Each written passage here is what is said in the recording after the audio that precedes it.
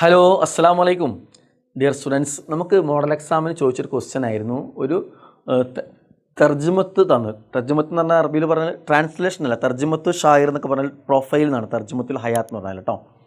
അപ്പോൾ നമ്മൾ ആ ഏത് ക്വസ്റ്റ്യൻ ആണെങ്കിലും അതിൻ്റെ ഹെഡിങ്ങിലുള്ള വാക്ക് നമ്മൾ ഇമ്പോർട്ടൻ്റ് ആണ്. ഇഖ്റ വായിക്കുക, തർജ്ജമത്ത് പ്രൊഫൈല്, അക്കമിൽ ഫില്ല് ചെയ്യുക, ബയാനത്ത് ഷഖ്സിയ ബയോഡേറ്റ.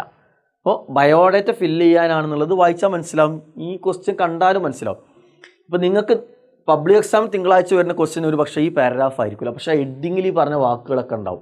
സോ ഹെഡിങ്ങിൽ വരുന്ന വാക്കുകൾ നല്ലപോലെ മനസ്സിലാക്കി വെക്കണം കേട്ടോ. ഓക്കെ, അപ്പോൾ പിന്നെ ഇങ്ങനെ ഒരു ക്വസ്റ്റ്യൻ വന്നു കഴിഞ്ഞാൽ നമുക്ക് എന്ത് വെച്ച് കഴിഞ്ഞാൽ ഇവിടെ പിന്നെ ഈ ഡാറ്റകൾ ചിലപ്പോൾ എന്ത് ചെയ്യുന്നുണ്ടാവും, ചിലപ്പോൾ കൊടുക്കും, ചിലപ്പോൾ കൊടുക്കാതിരിക്കും. അപ്പോൾ ഇതിൽ മിനിമം നമുക്ക് അറിഞ്ഞിരിക്കേണ്ട കുറച്ച് വാക്കുകൾ അത് നമ്മൾ ഫില്ല് ചെയ്യാണ്ട് ചോദിക്കുള്ളൂ. ഇപ്പോൾ ഇസ്മുൽ കാമിൽ എല്ലാവർക്കും അറിയാം, എന്താണ് ഫുൾ നെയിമാണെന്നുള്ളത്. ഇസ്മുൽ വാലിദ് ഉപ്പാൻ്റെ പേരെന്ന് നമുക്ക് എല്ലാവർക്കും അറിയാം. അപ്പോൾ ഇതിന് പുറമെ നമ്മൾ മനസ്സിലാക്കേണ്ടത് ഇപ്പോൾ ചിലപ്പോൾ ഇസ്മുൽ വാലിദത്ത് എന്നുണ്ടാവും. ഇസ്മുൽ വാലിദത്ത് എന്താണ്? ഇസ്മുൽ വാലിദത്ത് ഉമ്മാൻ്റെ പേരാണ്. അപ്പോൾ അത് നമ്മൾ മനസ്സിലാക്കി വെക്കണം. ഇവിടെ മക്കാനുൽ മീലാദ് കൊടുത്തിരിക്കുന്നത്, മക്കാൻ എന്ന സ്ഥലം, മീലാദ് എന്താണ്?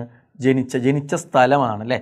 അപ്പോൾ ഇവിടെ സ്വാഭാവികമായിട്ടും ഇവിടെ വരുന്ന മറ്റൊരു സാധനമാണ് എന്ത്, പിന്നെ മക്കാനിന് പകരം എന്ത് ചെയ്യാം, ആമ് എന്ന് പറഞ്ഞ വർഷം, ആമുൽ മീലാദ് ജനിച്ച വർഷം, ആമുൽ മീലാദ് ചോദിക്കാം കേട്ടോ, ആമുൽ മീലാദ്. അപ്പോൾ നമ്മൾ ആമ് എന്ന് പറഞ്ഞ വർഷം, ആമുൽ മീലാദ് ജനിച്ച വർഷം എന്ന് മനസ്സിലാക്കാം.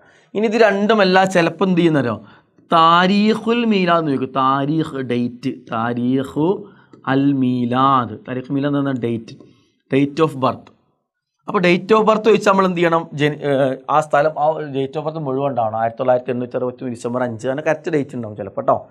ഇനി മൻസിബ് എന്ന് പറഞ്ഞാൽ എന്താണ് അർത്ഥം? മൻസിബ് എന്ന് പറഞ്ഞാൽ പദവിയാണ്. അയാൾ ഏതെങ്കിലും പദവി, ഇപ്പോൾ മന്ത്രി ആയിട്ടുണ്ടാവും, പ്രസിഡൻ്റ് ആയിട്ടുണ്ടാവും, അല്ലെങ്കിൽ അദ്ദേഹം അറിയപ്പെടുന്ന ഒരു കവിയാവും, അതല്ലെങ്കിൽ അദ്ദേഹം അങ്ങനെ എന്തെങ്കിലും പദവി അദ്ദേഹത്തിനുണ്ടാവും അല്ലേ. ഈ പദവി എപ്പോഴും അതിലുണ്ടാവല് കാന എന്ന് പറഞ്ഞുകൊണ്ടായിരിക്കും ചിലപ്പോൾ ഉണ്ടാവും. കാന അദ്ദേഹമായിരുന്നു പറഞ്ഞാൽ പദവി ഉണ്ടാവും കേട്ടോ.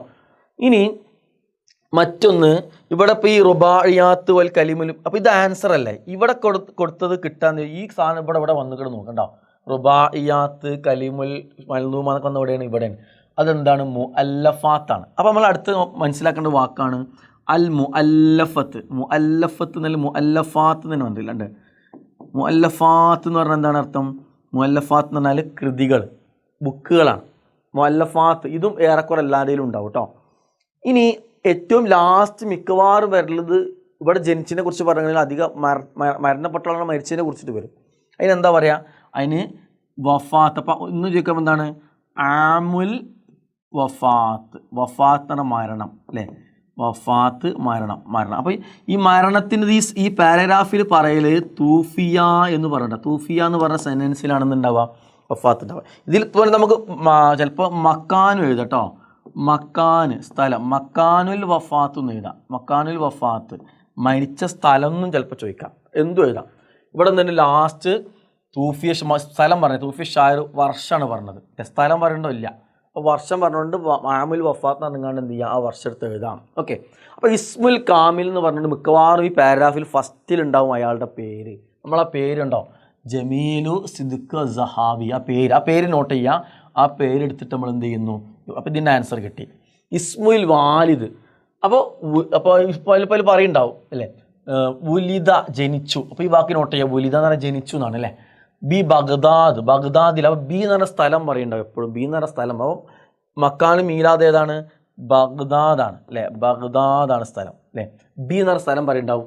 ഫി എന്ന് പറയുന്ന രാജ്യം പറയും. അപ്പോൾ ഇതിൽ മറ്റു നോട്ട് ചെയ്യേണ്ട വാക്കുകൾ ഇതാണ്, അൽ ജിൻസിയത്ത്. ജിൻസിയത്ത് എന്ന് പറഞ്ഞാൽ അയാളുടെ രാജ്യം ഏതാണ്. അപ്പോൾ രാജ്യം പറയുമ്പോൾ ഫി എന്ന് പറഞ്ഞ് പറയുന്നുണ്ടാവും കേട്ടോ. ഫി ഇറാഖ്, ഫി മിസ്ർ എന്നൊക്കെ പറഞ്ഞ് പറയുന്നുണ്ടാവും. ഓക്കെ, അപ്പോൾ ഇവിടെ ഇങ്ങനത്തെ വർഷം കൊടുത്തിട്ടുണ്ട്. അപ്പോൾ നമ്മൾ ആമുൽ മീലാദ്. അപ്പോൾ ഇസ്മുൽ വാലിദ് കിട്ടിയില്ല നമ്മൾക്ക്. കാന വാലിദ് കൊണ്ടാവും, വാലിദ് കൊടുത്തിട്ടുണ്ട് അവിടെ. ചിലപ്പോൾ ഇതിന് പകരം എന്ത് ചെയ്യുന്നവരോ അബവൈനി എന്ന് കൊടുക്കും. അബവൈനി എന്ന് പറഞ്ഞാൽ മാതാപിതാക്കൾ, ഉപ്പാനിമാനി പേര് ഒരുമിച്ച് കൊടുക്കും, അബവൈനി എന്ന് കൊടുക്കും കേട്ടോ. അല്ലെങ്കിൽ അബൂഹു എന്ന് കൊടുക്കും അല്ലേ, അബൂഹു അദ്ദേഹത്തിൻ്റെ ഉപ്പ, അങ്ങനെ കൊടുക്കും. ഇവിടെ മുഹമ്മദ് ഖൈലി മുഫ്തി, മുഹമ്മദ് ഖൈലി മുഫ്തി എന്ന് കൊടുത്തിട്ടുണ്ട് അല്ലേ. അപ്പോൾ അവിടെ ആ പേരെടുത്തിട്ട് നമ്മൾ എന്ത് ചെയ്യുന്നു ഇവിടെ. അപ്പോൾ ഇതും ആൻസർ കിട്ടി, ഇതും കിട്ടി.